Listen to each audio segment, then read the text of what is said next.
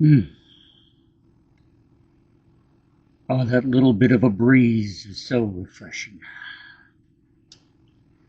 So, we start this video with some post-video reflections.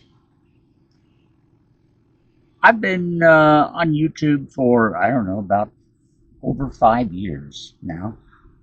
You'd think I would have learned not to jinx myself by saying in advance of a day's work that, okay, today's going to be, quick and easy, or short and sweet, or no problems at all.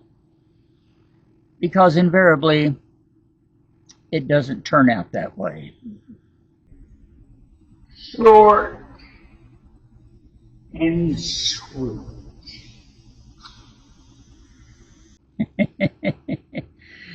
Silly man.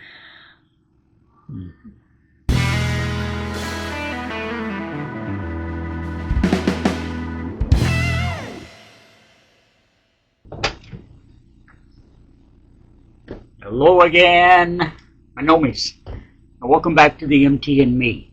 Thanks so much for joining us once more. So, it's another one of those really hot days. Having a lot of those lately, you may have noticed. What that means is I'm probably not going to do a whole lot today. This program hopefully will be short and sweet. And it has to do with heat in a way. You know, things running hot have been very much on my mind for the last couple of weeks.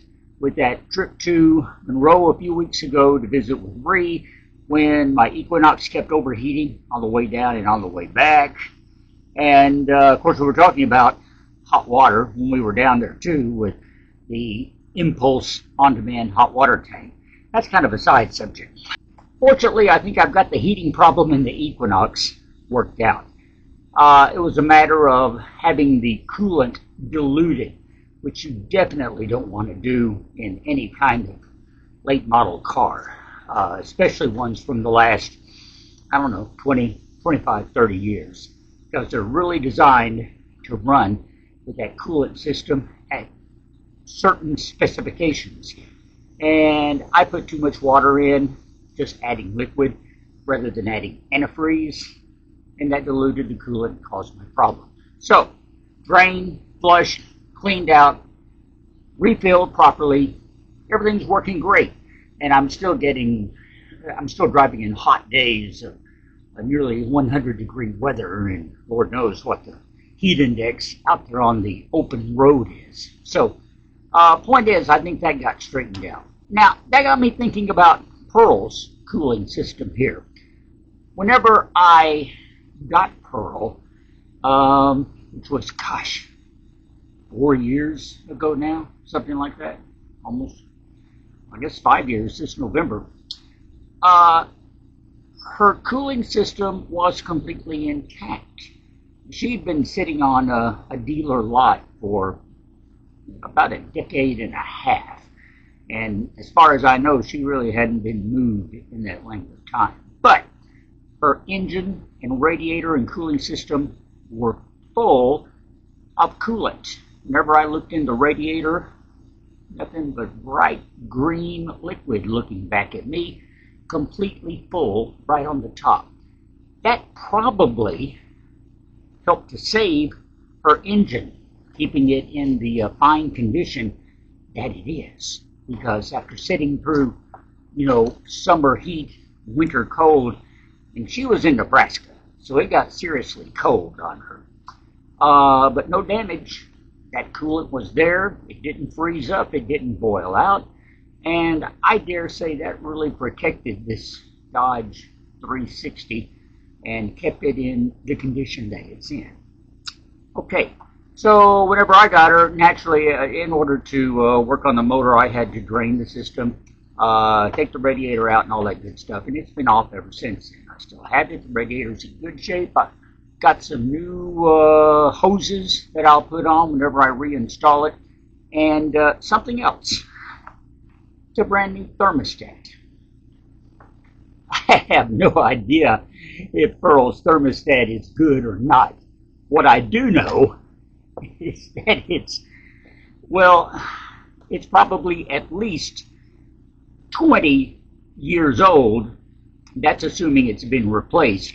If it's the original, then it's much older than that. Either way, it's a small matter to invest in a new thermostat, put it in Pearl, and have her ready to roll. Now, I'm not going to be hooking up the cooling system today, but it is in the near future because I'm getting the gas system to work now. We're focused on that, and once we get that gas flow problem taken care of, then I'm going to want to be turning this motor over and getting it running.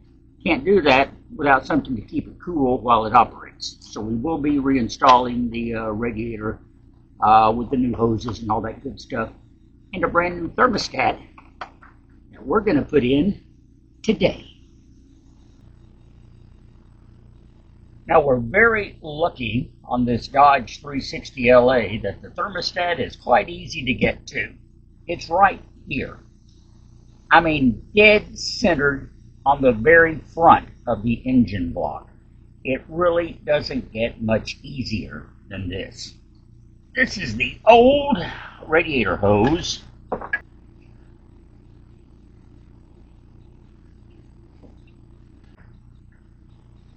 That just got kind of hanging there.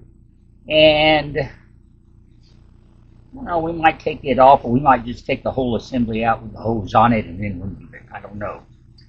But it's just two, I believe they're 14 millimeter bolts holding it in. And we take those out, we can pull the whole thing out and get to the thermostat. I think I am going to disconnect my wonderful new gas connection here, just to get it out of the way and give us a little easier access to these thermostat bolts.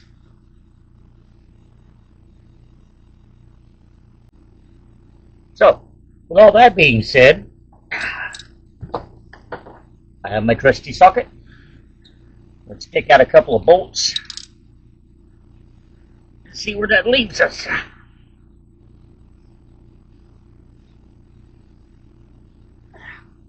Yeah, let's just take them right out.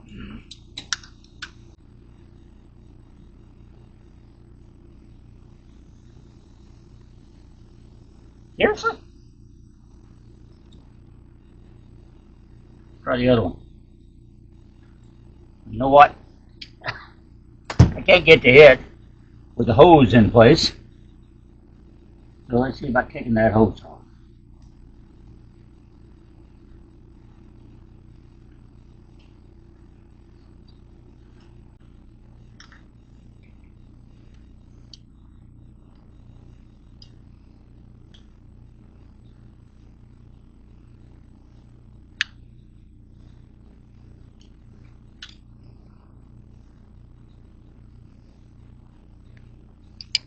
Loosened a little bit. Maybe bring it on off of there. Oh, the movement. That's good.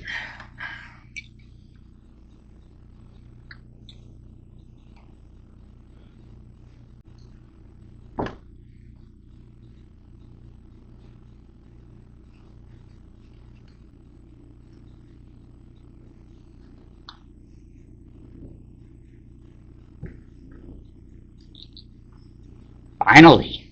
Whew, that was a struggle. All right. So, the old hose is off. Let's see if getting access to those bolts will be easier now.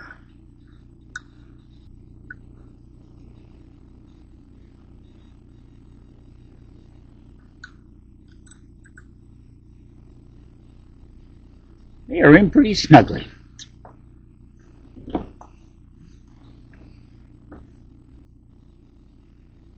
Well, hey, I got all excited there for a moment thinking, hey, this is the perfect opportunity to introduce my new toy, a 3600 beat per minute impact wrench.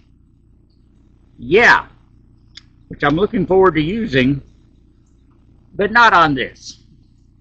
This is a 1/2 inch drive. The smallest 1/2 inch socket I have is 15 millimeters. That's a 14 millimeter bolt. And I don't have a 1/2 inch to 3/8 inch socket adapter. At least not one that I can find. So, no impact wrench, just some liquid wrench, and we'll see if that loosens them up.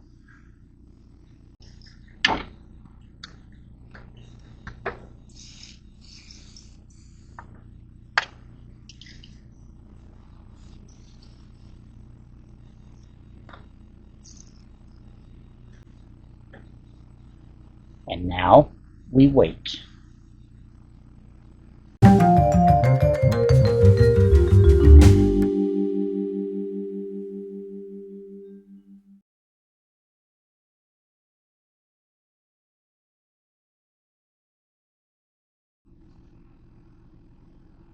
Now, hopefully, these bolts have had time to settle a little bit.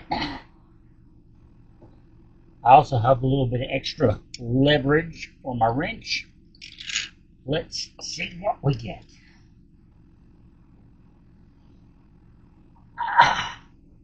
Oh, it's moving. Okay. Yeah.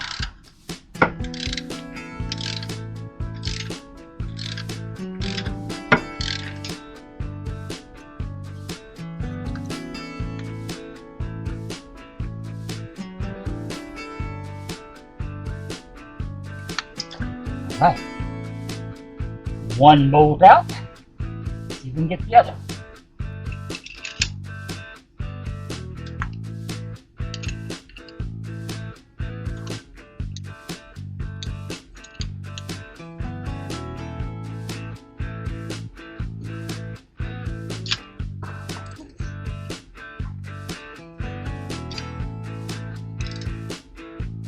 Oh, there we go.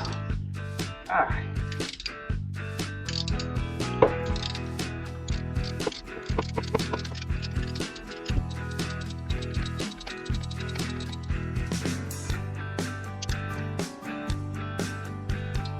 And there's the other bolt.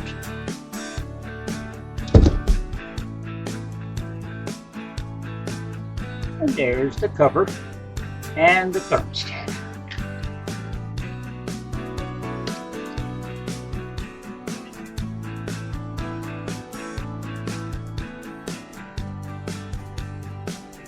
Stuff a rag in there for the time being. Yeah. Here we are, the old assembly. Old thermostat, old clock. I'll have to do some cleaning here, scraping that cover clean. We'll have to do the same thing on the engine block itself. Be sure we get it cleaned up nicely. Because we want the new gasket to seal in there. Let's compare thermostats.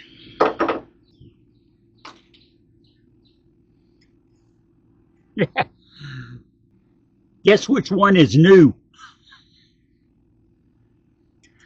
Oh yeah. Oh yeah.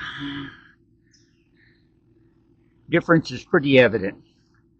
Like I said, this one may have been working fine, but I bet you this one will work better. So, we'll be putting it back in.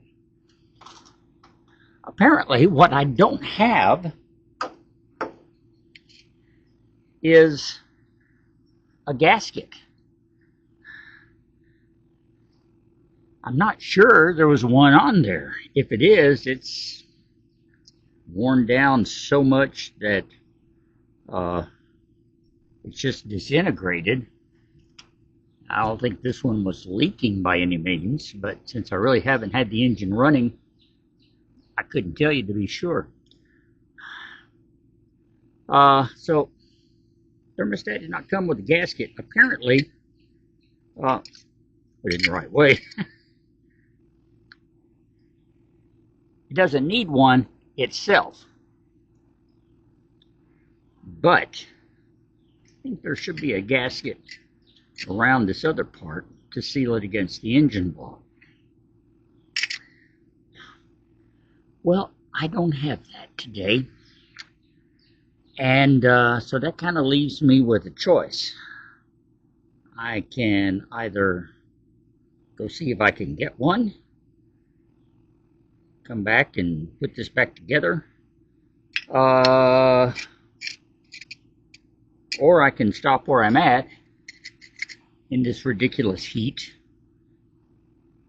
and take my progress so far and count it a win. And then next time I'm out, see about getting that gasket. You know what? At least I could call around, check with the parts stores, see if they have a gasket. Because sometimes those little parts like that, it takes them 24 hours or so to get them, or longer. So I'm going to go make a few phone calls, see what I find out.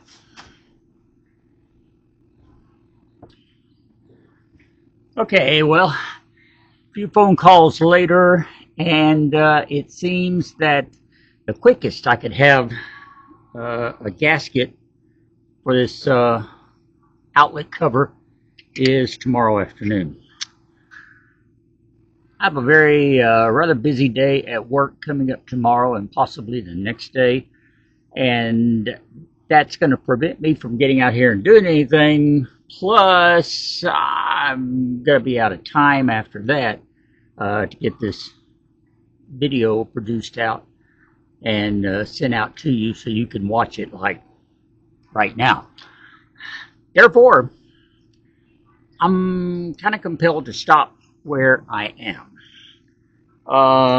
We'll get a gasket, and then when I do, we'll come back next week and get these surfaces all cleaned up, get this in, put it all back together, and then we'll move on from there. Like I said, I'm still not quite ready to put the radiator back in and hook it up, but at least at this point, I can go ahead, have this thermostat replaced.